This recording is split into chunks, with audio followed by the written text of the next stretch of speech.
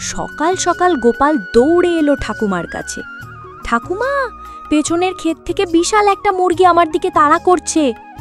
ঠাকুমা বলে, মুরগি তাড়া করছে না, তুই তোর স্বপ্নে পান্তা খেয়ে ফেলেছিস। ঠাকুমা গোজ দাঁড় করিয়ে ক্ষেতের দিকে গেল। দেখে তো অবাক, একটা আস্ত গরুর মতো মুরগি ঘুরে বেড়াচ্ছে। ঠাকুমা চোখ মুছেই বলল, ইস, এইটা তো জাদুকর মুরগি রে গোপাল। মুরগি গলা ফাটা ডাকে, কক কক কক। গোপাল বলে, এইটা যদি ডিম পাড়ে তাহলে বাসন লাগবে ভাড়ার দোকান থেকে। আর সেই ডাকে ভয় পেয়ে সে আবার পিছে দৌড়। ঠাকুমা বলে, এই মুরগিরে ভয় পাইস না রে, ওরে বললেই গান গাইবে।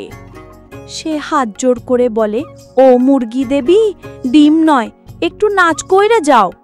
মুরগি এবার ডানা মেলে স্লো মোশনে নাচতে থাকে। গোপাল বলে, ঠাকুমা, ওরে সার্কাসে দিয়ে দাও।